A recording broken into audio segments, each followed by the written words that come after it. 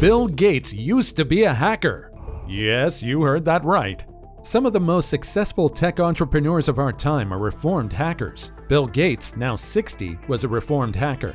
Today, Gates sits atop the Forbes list of the world's billionaires, the richest people on the planet, and he's one of the biggest philanthropists in the world. Let's get into the details of how a college dropout became the next big thing, shall we? Motivation, anyone? Just kidding, guys.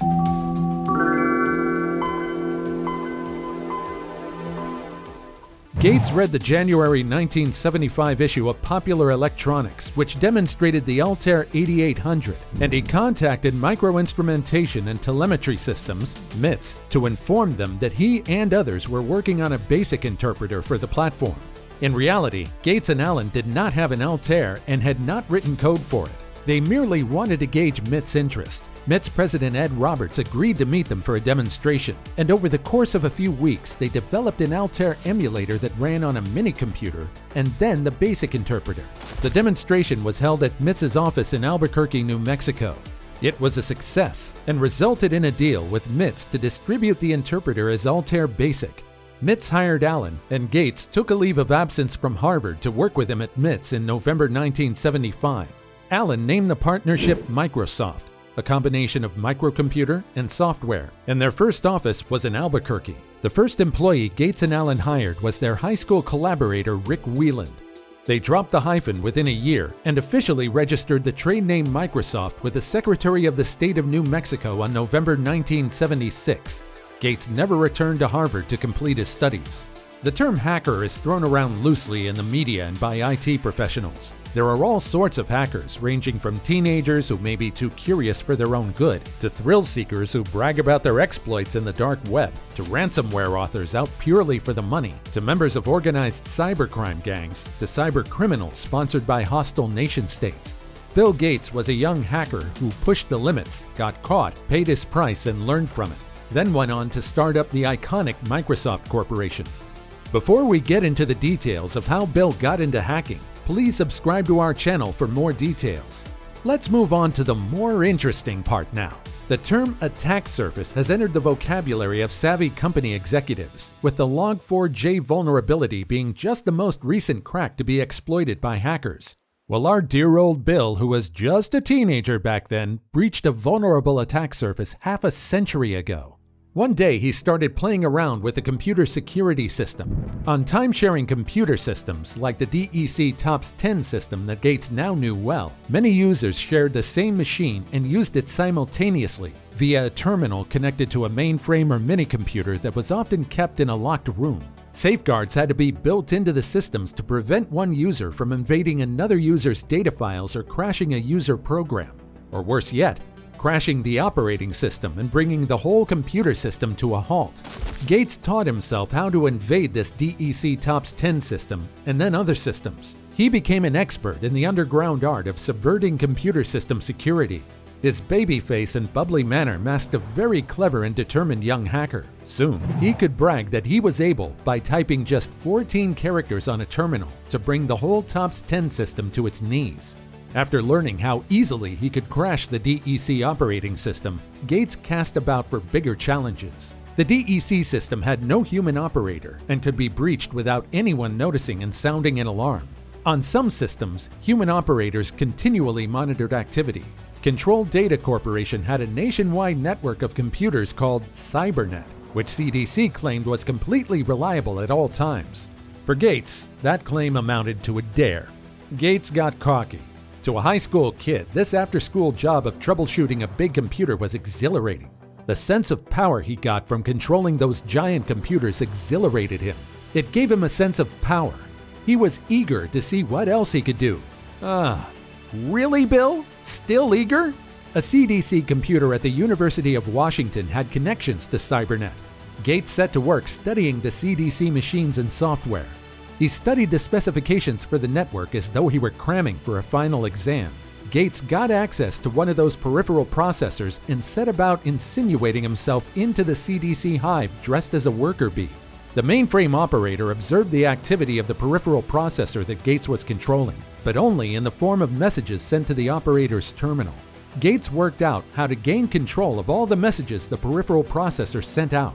He schemed to trick the operator by maintaining a veneer of normalcy while he cracked the system wide open. The scheme worked. No wonder it worked. Ain't that obvious?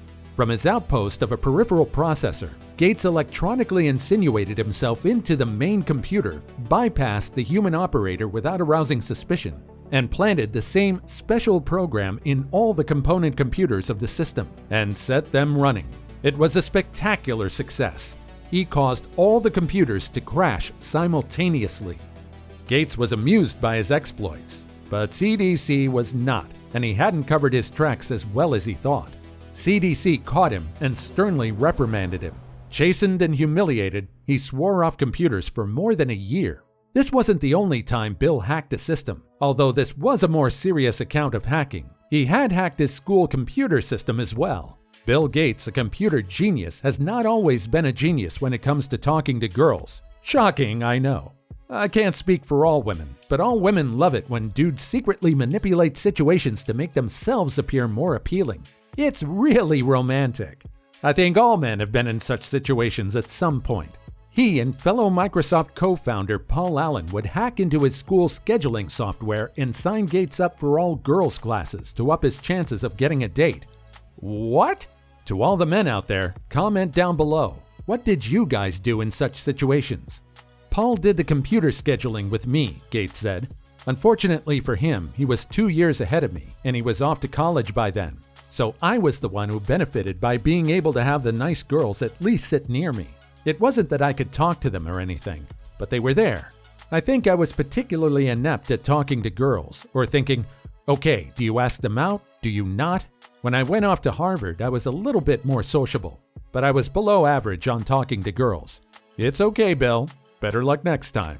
When Bill was asked about his hacking mishap, Bill said, I swore off computers for about a year and a half. The end of the 9th grade and all of the 10th. I tried to be normal, the best I could. Good for you, Bill. But hacking was the high art of the technological subculture. All the best talent was hacking. When later Gates wanted to establish his credentials, he didn't display some clever program he had written. He just said, I crashed the CDC, and everyone knew he was hot stuff. He was a hacker. This is just iconic. Bill had style. Microsoft's Altair Basic was popular with computer hobbyists, but Gates discovered that a pre-market copy had leaked out and was being widely copied and distributed. Seems like our hacker had some tough times too.